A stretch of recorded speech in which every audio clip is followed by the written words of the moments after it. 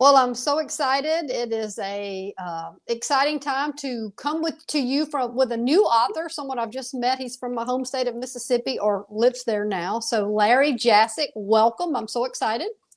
Yeah, thank you. Thank you so much. You have written a children's book and you're going to write more children's book. And let's talk about uh, Lint Land and the land of mismatched socks. I was just watching something this morning about a psychologist, and they talked about that every adult is really an 8-year-old kid and just a big body. So kids' books are just as good for us adults most of the time, because how often do we feel like we're in Lint Land and we're a mismatched sock, right? Sure. No, absolutely. I promise you, no one that knows me will argue that I'm not an adult in a kid's body. So, or vice So versa, a kid in an adult's body. So you're a family man, you have kids, you've raised kids, you have grandkids. Why the book and why the title of the book? Well, the book is it's a product of just being engaged with my grandchildren, specifically my granddaughter Harper, who's actually the star of the book. But I've written stories and things all my life, and that includes just things for my wife, things for other family members, just stories that incorporate things. And my granddaughter had asked, "Oh, one day, yeah, Poppy, would you write me a book?" And yeah, sure, I'll write you a book. And the idea came up. She was helping with the laundry, getting things out of the dryer, and I remember telling her, just hey, be careful, you'll fall in there, and you'll go where all the rest of the lost socks and things go. And that became a whole. Well, how's that happening? And where's that at? And so we just kind of put it together and wrote her a little story, which she absolutely loved, and here we are today. Well, and that place is called Lint Land. So, you talk about as a kid, we talked a little bit about this before we went live. Many of us struggled in school with different things, but you struggled with some energy and perhaps some ADHD. Kids struggle to read. So, how important is it to be able to reach them with the simple message of a book that engages them at their level? Oh, I mean, it's so important. Again, like you said, I'm not diagnosed with anything, but I can look back and after raising children and being part of my grandchildren's lives, see some of their struggles and some of the learning, and I can look back again and see that I definitely had issues. Um, it's just being able to put something in writing and some child to get engaged in it and help build their vocabulary and their confidence. I mean, it means so much to me to see how that works. And Yeah. I mean, And at the reading, end, right, reading is so important. Being able to, even by the time I got to an adult, I realized that I had a hard time stringing two sentences together yeah. because Wow. I just didn't learn well, I caught up all my life, but Well, and I think that, what happens with kids, second, third, fourth grade, maybe earlier, maybe later, but once they get labeled with a disability, I know this happened in my own family. My daughter's dyslexic. It's really hard. They begin to feel dumb. And the last thing you want to do as a parent or a grandparent is allow those feelings to fester. So, what you've done, and I think what is really great, is being able to reach kids with a book that help them to feel like they're not misfits. Because one single solitary sock, we threw away a basket last week. It's like, oh my gosh, what do you do with these misfit socks? But a lot of times, those reading illiteracy can make a kid feel bad about themselves. So, how have you seen that wake a kid up and being able to read a book and say, you know what, I may be different, but I'm just as good as the next person, right? oh, sure. I mean, we all learn at different rates. I'm blessed to work around a lot of smart people. And like I always tell them, give me a minute. I'm a slow learner, but when I got it, I've got it. Mm-hmm. And the only thing you can do as a person that's achieved or succeeded in anything is pay it forward. I'll never be able to pay it back to the people that were patient with me or recognize something in me and help guide me. And that's all we can do is pay it forward, whether it's within our own families or abroad, Hmm. with anybody. At the end of the day, we're all human beings, and we're all Yeah. God's children. And the importance also of making memories around things like this. We talked about unplugging. We talked a little bit about, just that one-on-one time. And it's not just kids, it's adults too. The relationships that bring people to feel as though they have value, that they matter. It's really good to be able to unplug, whether it be on a book or whether it be eyeball to eyeball. I mean, as you're dealing with your kids and grandkids, now that everybody's getting a little bigger, how important is it to be able to connect via real relationship? It was just, I mean, you look at technology, and I like to hold up a phone and say this is one of the most amazing inventions in the world. It's Mhm. also one of the worst, It is. in that you look around and everybody. I'm surprised people just don't walk into each other all the time, because I they're all know. buried in the tablet or in the phone. And when you look at family, it's so easy, it seems like, to go, here, look at this, and while the parent or whoever's looking after them is doing whatever they want to do, and that's almost very selfish. And so it's so important to give them a book. I mean, golly, tablets are easy and they're neat and they're great, but they can get abused. And having a tablet, a book on a tablet would be great, but we allow these children to dig into everything they don't need to, and to take those things away from them, and have an opportunity at the dinner table, whatever, and engage them Yeah. and make them part of something.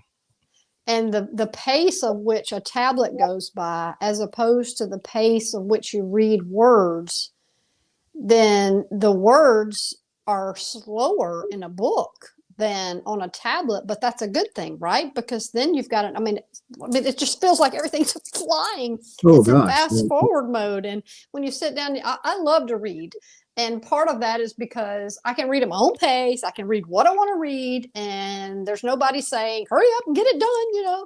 So I think that's so important, that the pace of a book is calming. No, you're absolutely right. I always, I joke, but I'm serious when again, it takes me a minute to learn to read or whatever. And I always say, like, I can read Jack and Jill went up the hill, and it takes me a minute. I go, oh, Jack and Jill went up the hill. And so, we all process differently. And that book, like you said, allows you to go at your own pace. And then, I guess maybe the reason I'm a little slower is that, while I'm reading that, I'm jumping. I vividly and visually in my mind impart everything I read, and that's a gift for me. Mm-hmm. It's Mm-hmm. always, I've been able to just transport in a book somewhere. I didn't Mm-hmm. need all the colors and pictures. It may have been slow, but I was able to do it, and that was just such an imagination builder for me. Yeah. And what's funny is, throughout this whole process, notifying some cousins or whatever. I've got 17 or 18 cousins, and, oh, you were such a great storyteller when you were a little kid. And what they mean is I was a wonderful liar that just really didn't care about the facts. And so, you make your own stories. Well, speaking of, how important is imagination? I mean, we don't want to always have things in front of us that are telling us what to think. And you live on a farm and you have, time outdoors, and we have to train our imagination to be free and to go wild and to pursue things. So that's another level of why a book is a good thing and unplugging is a good thing, because our imaginations are now being trained to not imagine. Right. I don't see how, you know, the world is what it is today because of imagination. Yeah, true. And, when you look at all these wonderful inventions and things that have made us a modern society, came from somebody's idea, somebody's imagination, or somebody is built on someone else's imagination. Hmm. And you've got to you've got to foster that.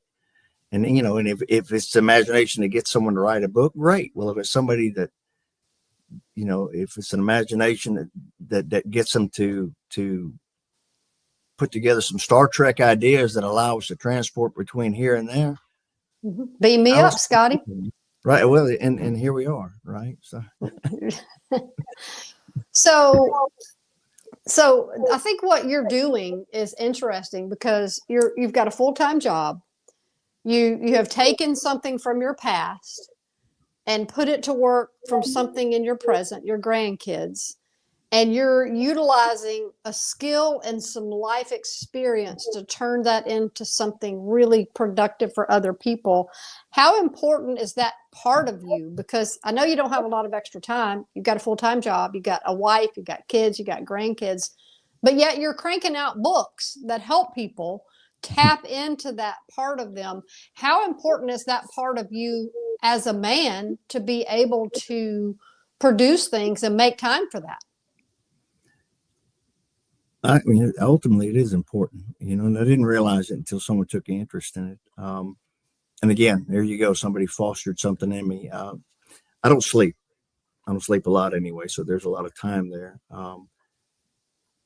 But ultimately, it's look, it's a legacy. I mean, nobody wants to be forgotten, and I've always said that one day I'll be gone. At my age, you start realizing there are fewer days ahead than there are behind. Mm-hmm. And when you move on, you want to be remembered for. I always tell people, I said, I just want to be remembered for, hey, that guy he put a smile on everyone's face, and he always left them laughing or in a good mood or something like that. You want to leave that positive behind. And Well, and that brings me up to another point is humor. People don't laugh anymore. People are so serious. It's like, oh my gosh, we got to loosen up a little. We got to have some fun. We got to, make time for a little humor. And your books have that. And so, how important is the humor aspect of it? Because we need those outlets. no, there's no doubt. I mean, humor is just is anyone that knows me will tell you I see humor. There's humor in absolutely everything. There is. And the first thing I do is I'm able to laugh at myself. Humor has always been more or less a coping mechanism for me because I've never been comfortable in groups or crowds or in an interview. and so, I look for the opportunity to make myself smile and hopefully bring somebody else a smile. And, sometimes it's maybe not at the right time, but it's definitely always well-intentioned. But I mean, humor is so important. You're so right. I mean, we got to loosen up as a society and a race of people and look at each other and go, we're all human beings. We're God's children. And he wants us to be happy first. He wants us to love one another. And that involves us sharing our gifts. Yeah, it really, really does. And I think that's what's inspiring about what you're doing is here you're just writing a book, a kid's book that you want to pass down and turn into a legacy. And someone says, hey, let me pass that on to my publisher, which happens to be my publisher. And next thing you know, that book is in print, it's ready to order, it's a top seller, it's a connection that someone made for you. And now it's opened up a whole future opportunity because now you've got plans to write other things. So I think it is a gift, but I think we have gifts. I think God does give us gifts, but we can't just sit home and twiddle our thumbs. We got to write the book. We got to get people to do the illustrations. We got to come up with the words. We got to do the work. Is that true? No, that's absolutely true. I mean, don't keep your lamp under a bushel, right? Right. And don't keep your light under a bowl. That's right. That's right. And so, I mean, and share it and encourage others and pay it forward. I keep saying it, pay it forward. Yeah. I didn't get here if someone didn't pay attention to me or somebody didn't encourage me or someone didn't foster me. I'm fortunate to have had a wonderful growing up and had to rely on imagination. And, so many kids are going to lose that. I know. And I think that's so sad because, I mean, at our age, that's all we had. Go outside and play. If it's 2 sticks, you built a fort, whatever. I think that's part of who we are. And I think that's part of what, as parents today, need to hold on to. So now that you're on the grandkid end of things, what do you say to families, young families that are facing this technological age? I mean, it's okay to not do all that, isn't it? Well, sure it is. And I can look back as a parent. You're struggling, right? You got kids. You're trying to make a living. You're trying to build a career. and there's so many opportunities that I missed. I can look back and go, oh, I should have spent a little more time doing this or that. And if you can just recognize that cue and stop for a minute and go and live that moment with your children or your family, that is just so important. And so, I think that's one reason God gives you grandchildren, so you can step in there when you see your daughters or your son going. You're so busy, like one of my daughters is just so busy, and actually Harper's mother, and so we're able to step in there and number one, build memories for us and her, and then be that surrogate parent while she's trying to build her life. And then at the same time, hope she recognizes what we do for the children and emulate, right? Yeah. And emulate. I get it. We're all busy. Right. And it's so hard to recognize when it's time to stop. And children they beg for attention. They beg for leadership. They beg for guidance. Yeah. Well, kids are going to get your attention, whether it be positive or negative. And I've said that to many parents. They're going to get your attention. It's better to give it to them than them to demand it, and they will if they have to. And, as much as we talked about technology, it's here to stay. We're not getting rid of our phones. We're not getting rid of our tablets. It's part of what we do, and it's a good thing, like you said. But I think being disciplined in the fact that, at dinner time or at certain times, you're reading a book, you're doing things together, you do unplug, you do pull away from that. Nothing is necessary, and most things are not necessary. And it does create a legacy, and it does build memories. And I think that's the key point as us grandparents realize the importance of, right? You see that every day. Oh, sure. And you say something that strikes and I wouldn't say nerve, but such a high spot with me, building memories, not just building our memories. You're building those children's memories. Yeah. Again, we're not going to always be here. And I can look back at my own grandparents and the time I spent. It's such a fond memory. Yeah. And memories with my own parents are just so fond of it, and it made me who I am. Yeah. And so we have that power to mold. Yeah, we do. Those little eyes are looking at us and make them look at something that's so positive and so loving. Well, and I think books and stories are a great way to build that legacy.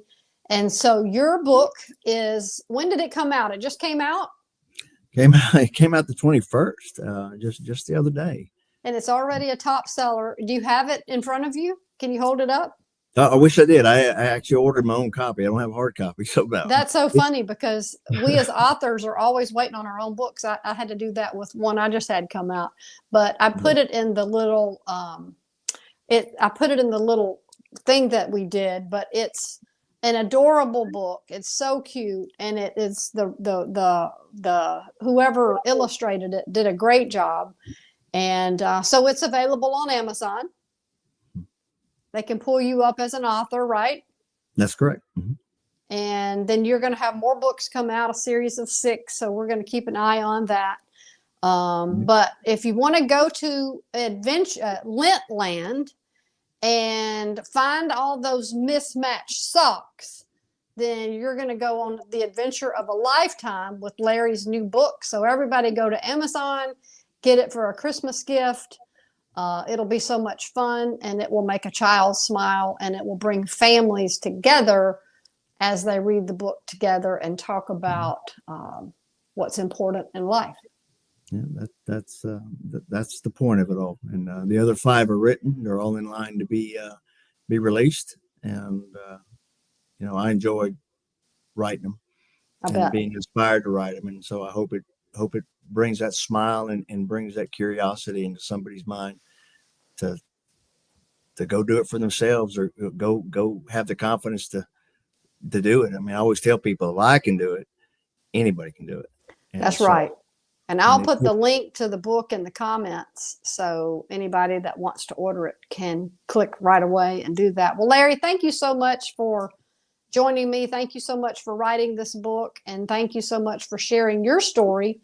And hopefully we can come back after some more have come out and do this again, because this is always fun to talk about how to tap into a child, a family, an adult in the creative relationship building phase of all that we do. And I think that's the key part of your book, and families keeping that core communication open and intimate. I look forward to it in the future. That's my goal now, is to be here again. That's right. Okay. Well, thank you so much. Everybody have a great day. And I'll put the link in the comment so you can get it. So signing out, everybody have a great day. Thank you. Thank you.